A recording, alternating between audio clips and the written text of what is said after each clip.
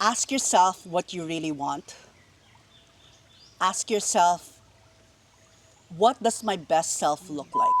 Welcome to the Mod Labs podcast, the Mod Debrief. This is your smart girl's guide to anything branding, marketing, business, and life. For today's episode, we are sitting down with someone very close to me.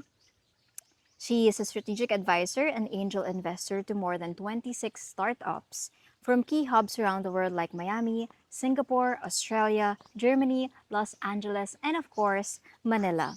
Today, she will give us an inside access on what it's like to navigate a productive business life and, of course, what made her decide to build Mod with us. I'm sure our listeners will enjoy and learn so much from today's episode. Let's welcome Mod Labs co founder and my good friend Erika Aquino. Hey, what's up then? Hi, everyone. Ooh, Okay, wow, it's nature. I love our setting, by the way. I mean, I just heard a crow, and it's kind of funny.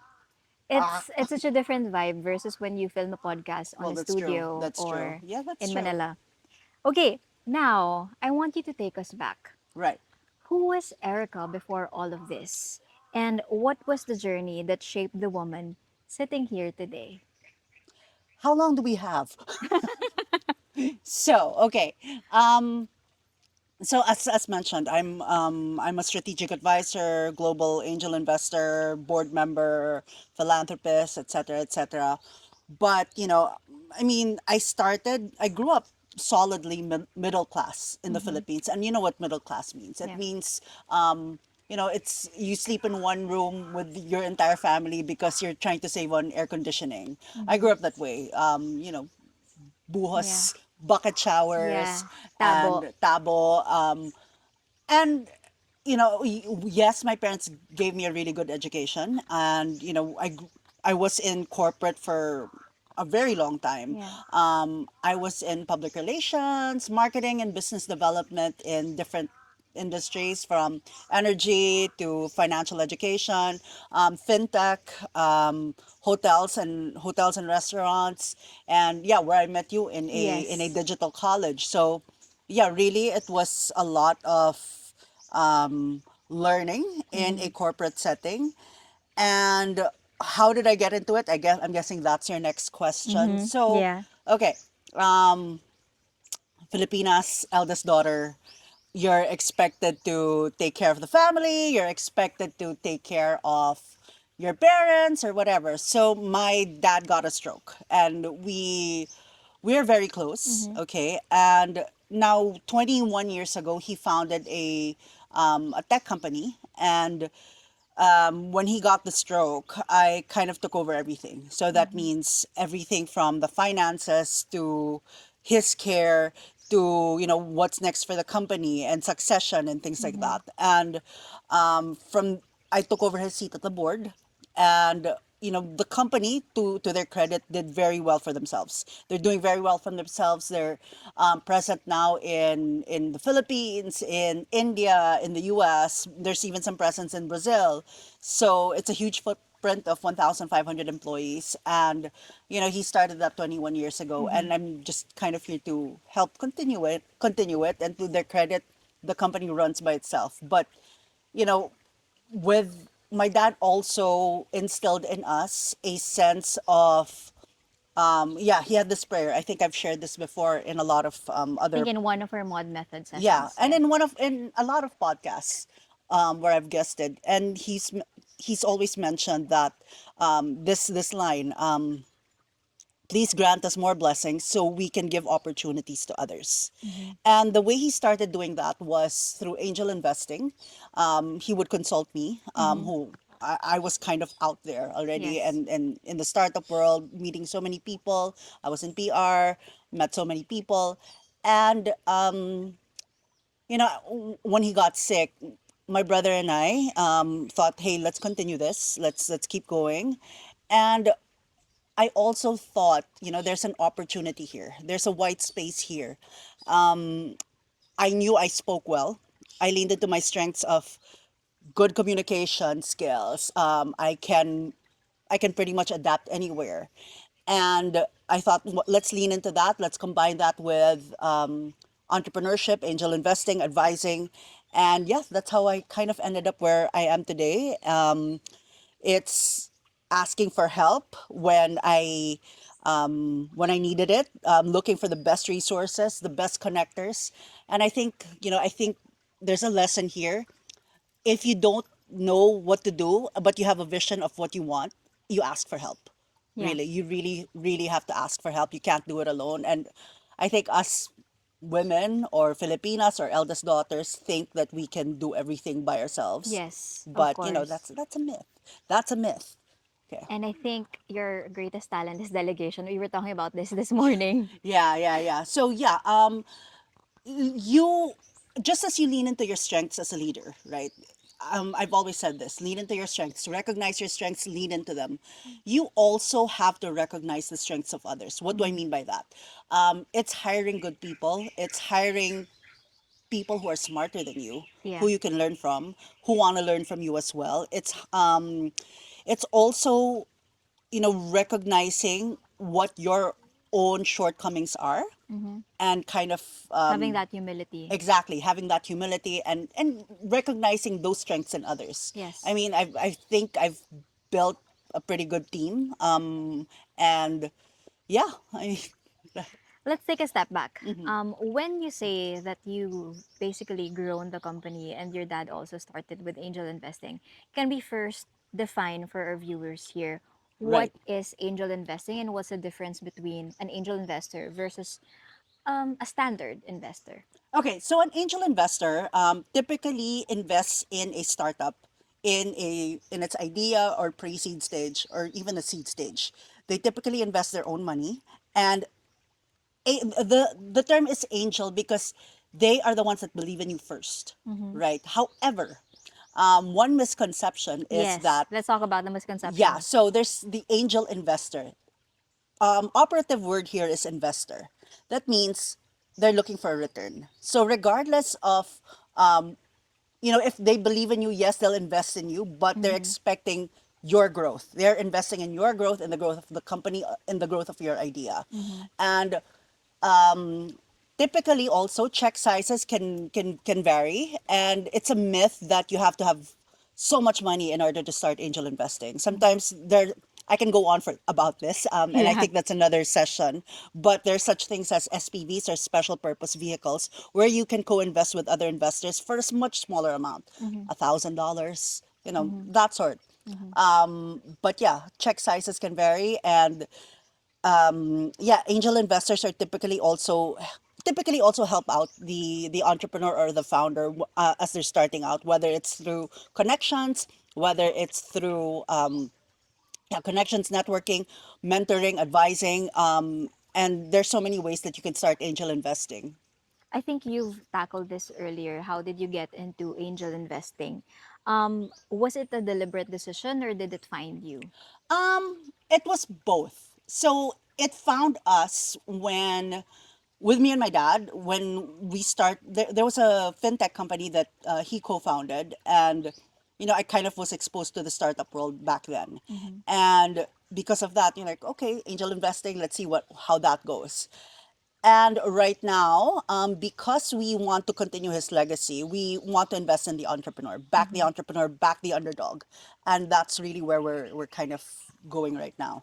Is your passion leaning more on like the underrepresented or the Underserved or underrepresented. underserved, Yes, founders?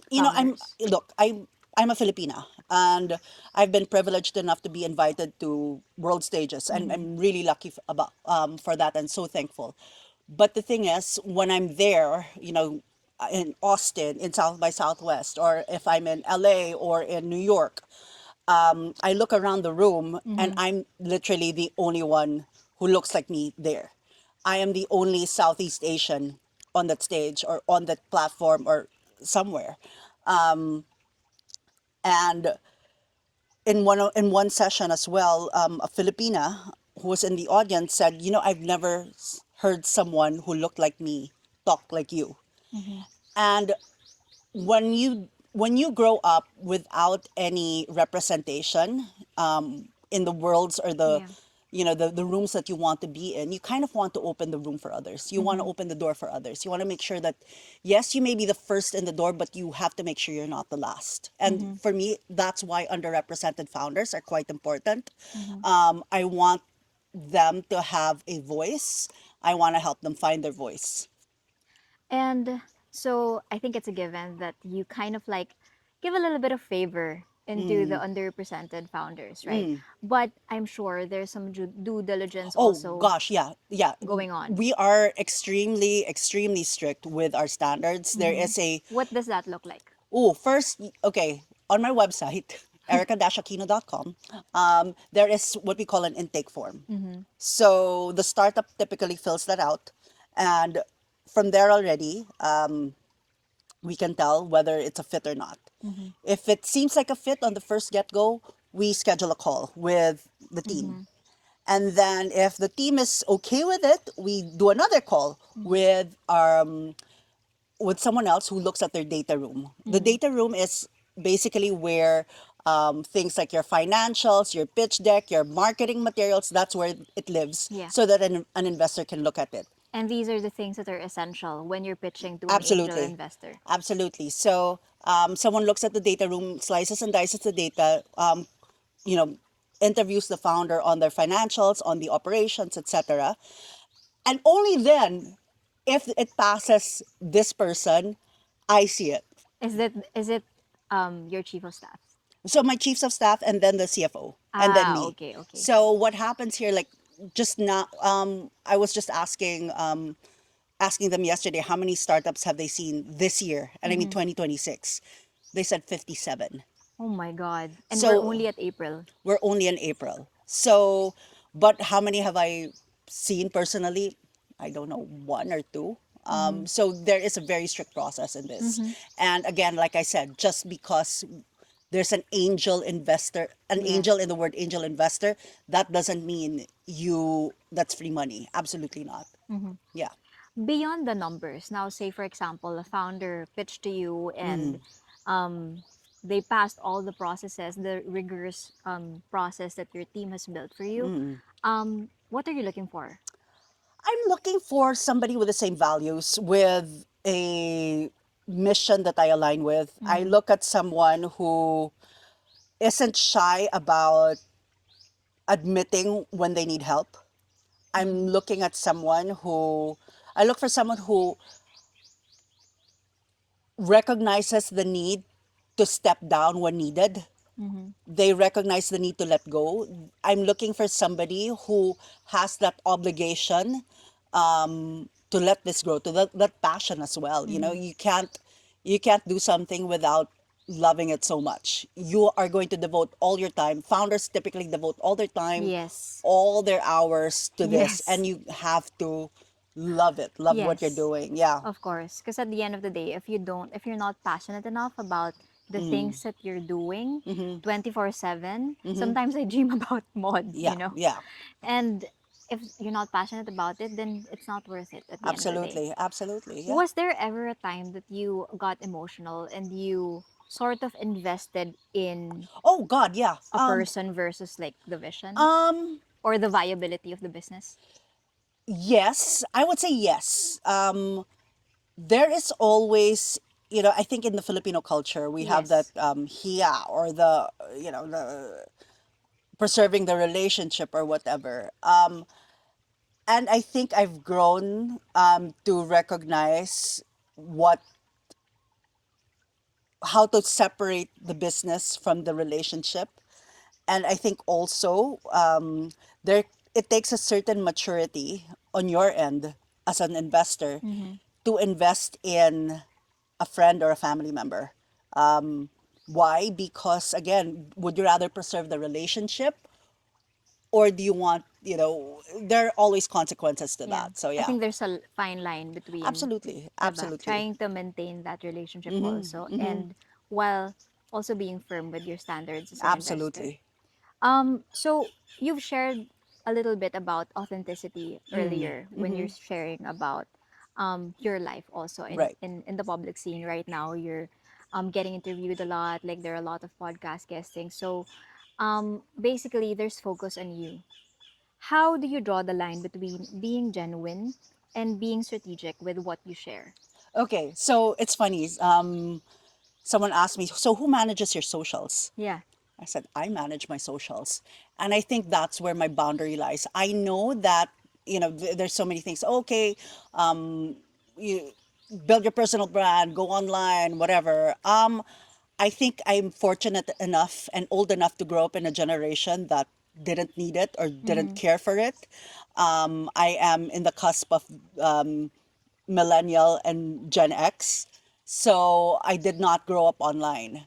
And I think because of that, I recognize how to, you know, yeah, anything with regard to my family, I will keep private. Anything with regard to, friends or my own personal life, I Mm-hmm. will not share Mm-hmm. unless it's helpful to someone else. Yeah, my relationship is out there, but, he and I are always pretty much always together Yes. anyway. So yeah, but again, I have to choose. I don't share everything. I share what's relevant, and what the public may want to know. But I don't think they want to know what my toothpaste brand is or anything like that, right? Yeah. So yeah. Okay, so a lot of people in our audience are also looking into establishing their personal brands, right? Mm, And usually the common misconception is that you have to be or you have to look a certain way, you have to mm, post mm. certain things, you have to be consistent in posting. How do you manage that? Like being authentic and genuine while also being consistent in what you post. Right, right. So with me, I think a lot of it is was based on my why. What are my pillars of communication? One, it's angel investing. Two, it's travel. Three, it's just my own little personal points of view Mm-hmm. of business, of life, or whatever. And anything that deviates from that, I will not post. Yes, you have to look a certain way. Yes, you have to. I guess there are standards of beauty, unfortunately. But as someone in their 40s, I've also discovered what I am comfortable doing and what I'm not comfortable Mm-hmm. doing. And when you're not comfortable, when an outfit is just too tight, too loose, too whatever, or it's just not you, you have to speak up. Yeah. You have to advocate for yourself. Mm-hmm. And you know, yes, there are, you can talk to as many stylists as you want or as many publicists, but at the end of the day, you have to check your personality, check what you're comfortable with, check your own mission and your own values, and see what aligns. Yeah. And I think whoever you're going to partner with, let's say a stylist, an agency, or whatever, they have to understand that as well and work with those parameters. Remember, they're working for you and you're not working for them. Mm-hmm. Think that's very important because sometimes a lot of people get lost in, Oh, yeah. getting viral Yeah, or yeah, like the yeah, yeah, views and yeah. everything. It doesn't matter how many people listen to you. What matters is how many people you want to engage with also. It's your own. Remember, you control your life. Mm-hmm. And yes, if you want to go viral, but you really have to decide how you want to go viral, how you want to show up in the world, Mm-hmm. how you want to, be that best self that you can be. Yeah. Okay. And I think the audience have already felt your confidence. Mm-hmm. Um, I know you're very grounded, Mm-hmm. you're assured, you're clear about who you are. What was the journey like to get Oh there? God. Oh my gosh. Okay. I'm still not confident 100% of the time, right? But again, I leaned into my strengths. Since I was, I don't know, in 6 years old, in preschool, the teachers would pick me to go on stage alone Mm-hmm. and sing alone or talk alone, and like I've always leaned into that, and maybe I can come off as confident, but in day-to-day things, sure, I'm confident on stage, I'm Yeah. confident like Mm-hmm. this, but in a room of people I don't know, I'll be like, oh God, well, and of course there are hang-ups. Oh my God, I'm from the Philippines, Yes. what are they thinking, Mm-hmm. what are they saying about me? But I think with practice you also realize, and exposure, you also realize that people are in their own heads anyway. They don't care. And if they do, then what does it matter to you? You just show up as your best self. Now, I wanna give this to the audience, right? What would you say to the woman watching this and listening to this who is still in the middle of that journey? I would say ask yourself what you really want. Ask yourself, what does my best self look like? And start showing up as that. That journey took me everywhere from, oh God, being bullied, being in a really horrible relationship, and, just finding my way, but also knowing who I am and knowing what I'm really strong at. Lean into that because and recognize those things within you. I think you have to ask yourself, when was the last time I impressed myself? I love that. When was the last time I was like, oh my God, I'm good? And for me, that start of the journey, I think at was my lowest point. That was a game of Boggle. I was with a group of people. We were in the hospital actually, and we were Yeah. playing Boggle. And And even trivia nights, you're good. yeah, but in Boggle, like, when the game, so it's a game where you Yeah. find words, right? And there's a time limit. And when the time ended, I think that's 2 or 3 minutes, my list of words was just 2 pages long. Whereas there were like, I'm like, oh, okay, I'm at my lowest, but I am still very good at this. And that thing hasn't changed. And when you recognize that, when you're at your lowest and you realize, oh my God, wait, I'm still good at this. Let's be consistent. I will always be good at this. And let's lean into that. I must be good at other things too. So yeah, I mean that's one way to kind of find that rock, Yeah. that solid thing within you. Because I think for people, it's so easy to get lost in, you know, Oh yeah, like oh my God, I'm so kawawa. I'm so no, not that in that victim mentality, but also like wallowing in your depression yeah, and like, absolutely. and it's not that it's wrong, It's not. Okay. I mean, I have right? bipolar and Right. I have my own mental health issues, and sometimes I do still struggle. But I think there's that mindset where you say, you're not bipolar, you have bipolar. You are Yes. not what you have depression or you're going through depression. And And you're not defined by it. you should not be defined by it. You are going through it, sure, but that means you can get out of it. When you're going through something, that means there is it's a journey that has an end. Yeah. There's an evolution here. So I think you have to pivot that mindset. Okay, that's so beautiful. And I feel like for those of you listening who are going through something, I think this is something that can inspire you along the way. Um, Now, for most people, again, you're living the dream. You're Oh, an okay. angel investor. You travel a lot. How many countries has it been? 56. Right? And you have a great partner. I do. Shout out to Papa P. Yeah. And of course, you do meaningful work across the globe. What would you want people to know that doesn't make it into Instagram? I think you've touched on this a little bit earlier, but like, What do I want people to know that's not on Instagram? can you dive deeper on that? Oh, okay. Well, Instagram shows the highlight reel of your life. And, there's so many assumptions that people have about me. And in fact, on threads, someone said, oh, with a last name like that, I'm guessing, Yeah. it must be nice. And I had to reply, you have no idea what my childhood was like. But good on you for assuming. Thanks. And Sometimes people like to us, or not sometimes, but like more often than not, and more often than what we would want to, people assume people assume things about you, things. but look,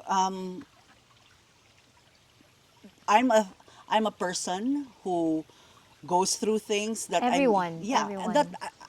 I don't want to talk about it.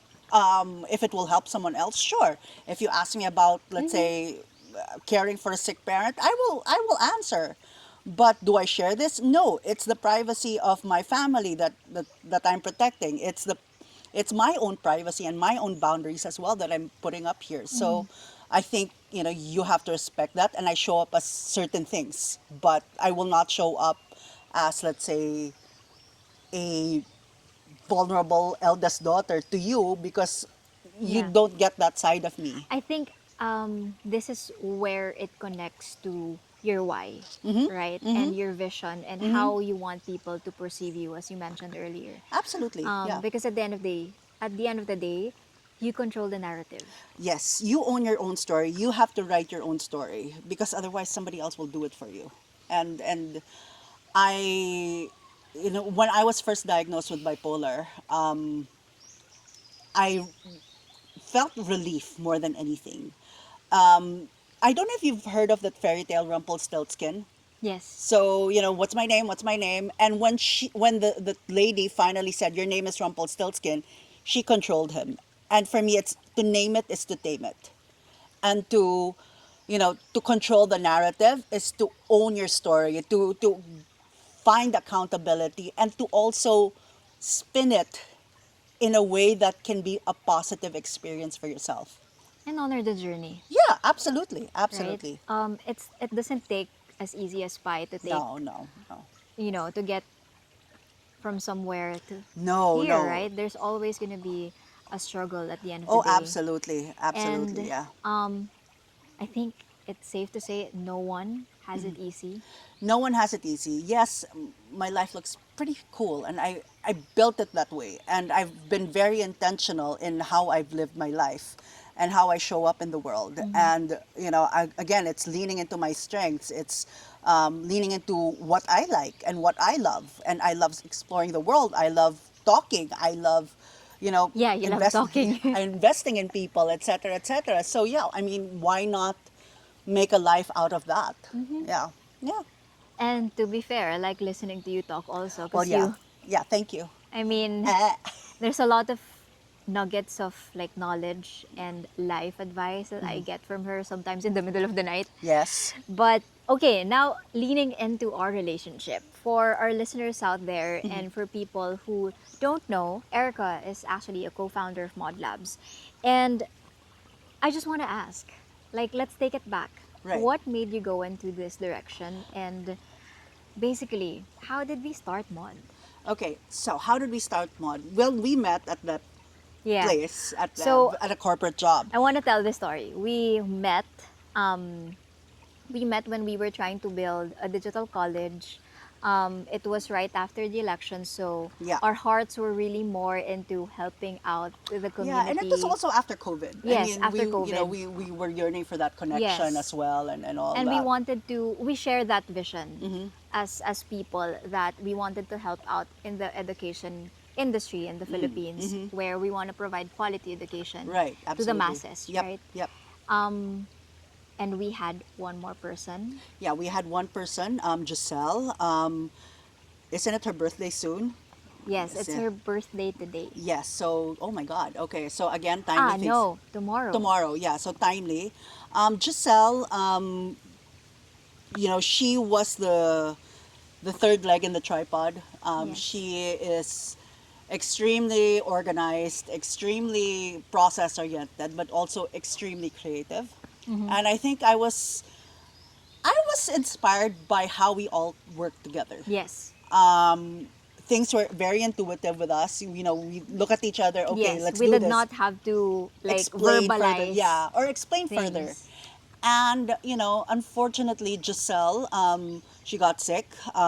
She passed away November 2. November 2 Yeah, last no, year. yeah, of 2025. We miss her like crazy, and I Of think course.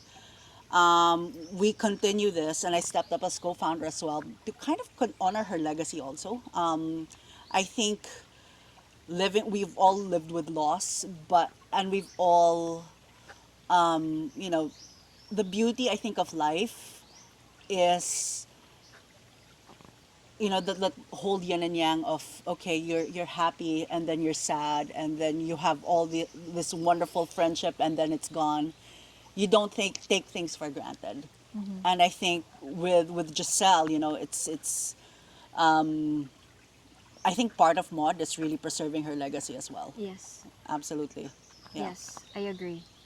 Everything that we do Yeah. right now, we have retreats, we have all these workshops, all to give back Yeah. at the end of the day. Because when we started building Mod, G and I had, and you of course, we had that same vision of like, how do we empower more women? Right. Like, because we know for a fact that even ourselves, we've had this similar experiences Right. where we always had to dim our light, Yeah. Yeah. right? We had to put the spotlight on other people or Absolutely. like Yeah. be humble enough, not share your accomplishments. But at Who do the you end of think the you day, are? Keep yes, quiet. No, ang labang mo naman. Yeah. yeah. But at the Okay. end of the day, like, why don't we celebrate our wins? Yeah. Shift the narrative again. Shift and own your narrative, right? Absolutely.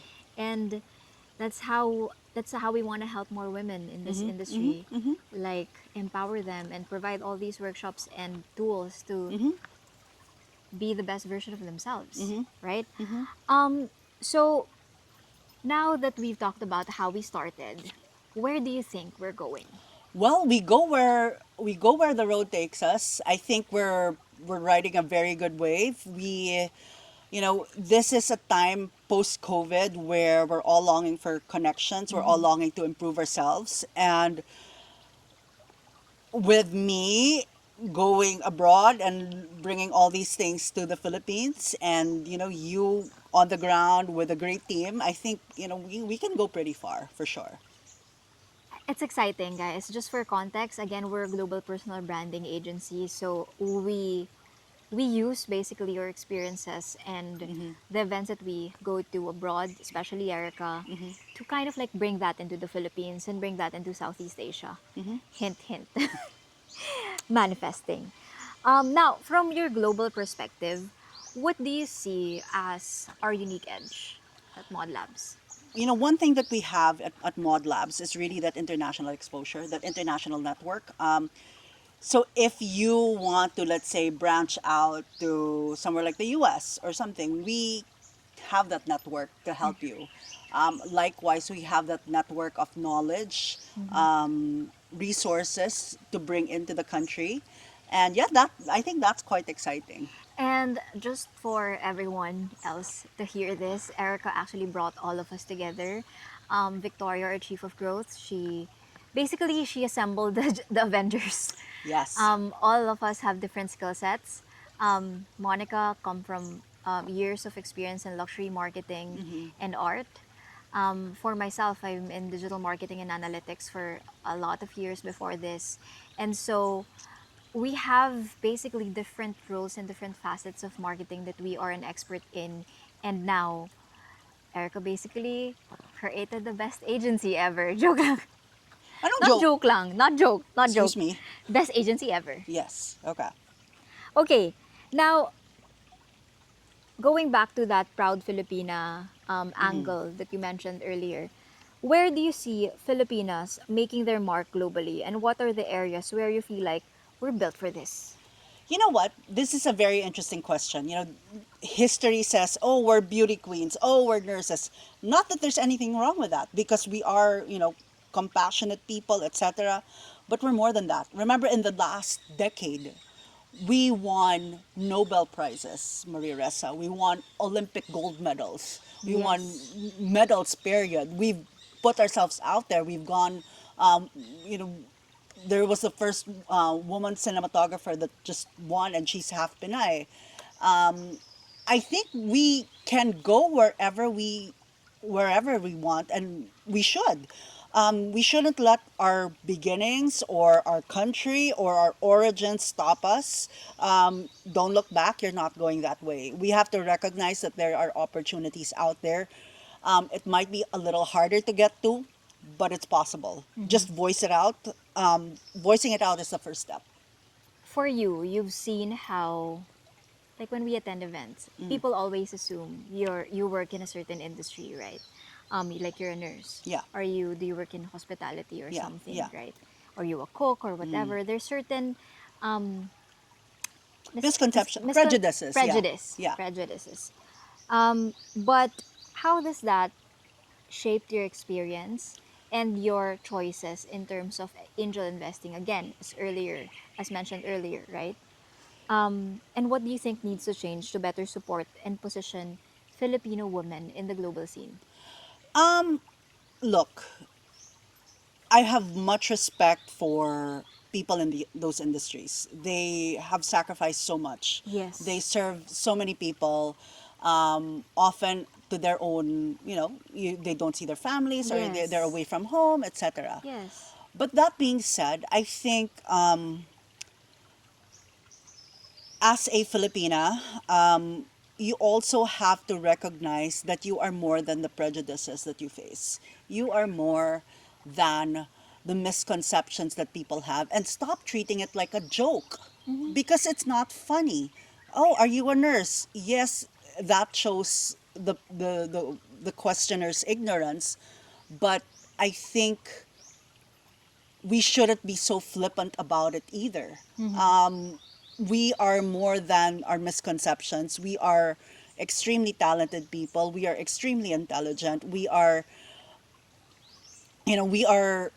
can be the best nurses out there. We can also be the best cinematographers, the best writers, the best business people We're out not there. just in one industry. No, not just that. We are not mediocre, period. Yes. We are good. We are really, really good. We can kick butts all over the world, and I think we just have to recognize that. And I think not to put down other nationalities out there, but when I've been in an exchange student before, and when I studied abroad, actually, I realized how we're actually good. Because We're sometimes, really good. when you live here, you have this idea that other people are so much greater than you, but we can actually be at par with them, Absolutely. Look, right? look at Heidelin Diaz. Yes, Look at and Alex Ayala. Oh my God. I mean, exactly. And again, we just have to lean into our greatness and to our absolutely. strengths and just prove them wrong, Exactly. right? Okay, now you invest in wellness, health, education, and tech. What drew you to these tracks? Um, Think of them as evergreen. Sustainability is also in there, by the way. Think of them as evergreen. These are evergreen industries with so many facets. Like with wellness, for instance, you can go into the beauty space, you could go into health tech, you can go into medical research. With tech, what aspects of tech? And I think that broadness of, you know, looking into the future, that's where I'm kind of looking at really. It's how can we improve the lives of many? It's through these industries. Mhm. Yeah. That's such a nice way of saying it. And my gosh, I haven't heard that in a while from someone in angel investing and in investing in general, because a lot of people, they lean into industries that are easy money. Well, yeah, I mean, look, with investing, you do want to get your capital back. You do want to earn, right? You want your money to grow. But why can't you do that without impacting the lives of other people? And I think, too much is given, much is expected in return. And, if again, as my dad said, more blessings so we can give opportunities to others. Okay, now for a founder in one of those industries or spaces listening right now, what does it take to what does it take to get your attention as an investor? Okay, so one, have a clear mission. Two, have some impact. Three, know who I am and why you're pitching to me. Um, yes, you're coming with me with an opportunity, but I am also putting my trust in you. So there is that relationship that we have to start. So recognize that relationship. Yeah. Okay, now we're going to the rapid fire questions. Okay. It's the fun part. Okay. Now, one word that describes your leadership style. Um, Collaborative. Coffee or wine when making big decisions. Coffee. Early morning thinker or late night Oh, strategist? Yes. early morning But thinker. to be honest, you're also late Yeah, night oh, yeah, thinker. You're both. yeah, I'm both, but yeah, yeah. But yes. Europe or Asia? Ooh, good question. Um, Asia for the food, absolutely for the food. Yes. Europe for history and art. Not that there's no history and art in Asia, but I think just the depth of preservation Yeah. of history and art over there is really, really something else. Okay. Oh, and food also. Wait, yeah, I don't know. I don't know. But yes, we love rice though. Yeah, Is but there you know, rice in Europe? I've of never course there been. is. Of course there's rice in Europe. But yeah, I mean, like, there's pasta, there's croissants, Oh my there's gosh. pastries in France, there's One day, Belgian frites, there's moules frites, there's all the things. So yeah, summer or winter. ooh, you know what? I may have grown up in summer, and maybe that's why I like winter. I actually like Okay, winter. because I don't like the cold. Yeah, but But I I like. like it more than scorching heat. Yeah, no, no. I think my perception of winter changed with the trip last Is it the Scandinavia trip. Oh my Yeah, god, yeah. yeah, that's That I think beautiful. that changed my. Flashing a photo here. Yeah, What's your go-to reset when things get overwhelming? sleep, Beach or mountains? beach. If you weren't doing this, what would you be doing instead? Ooh, that's a secret. I'll never tell. One trait every founder should have, but most don't. Ooh, good question. One trait every most don't. Resilience. Pitch decks or real conversations? Both. Yeah, Founder trait you instantly trust. I instantly trust. Over communication. I love. Yes, I love that too. Okay. Like even in the team. Founder trait that's an immediate red flag. Not knowing all your numbers. Yeah. Yep, I hate that also. One city that changed how you think about business. One city that changed the way I think about business. I know it's cliche. Okay, no, wait. There are two ways to look at it here. So, New York has definitely changed the way I think about capital markets and investing and all that. The creativity, the attitude, the amount, the humility, and the courage that I've seen with entrepreneurs there. That it's really, really, really cool. Maybe not humility so much, but you know what I mean. It's also the city that inspired me Okay, the well, yeah. most. Yeah. Another city that still inspires me, honestly, is home. Manila. Why is that? Every time with this, I love to travel, but when landing in Manila and you break through the cloud cover and you see the country for the first time after always, being away for so long, I'm like, oh my God, I'm home. And when I'm here also, there's so much that I want to do and the things that I want to change, and of course my family's here also. So yeah, of course, Manila. yeah, still Manila. Okay. So, what's your personal definition of success right now?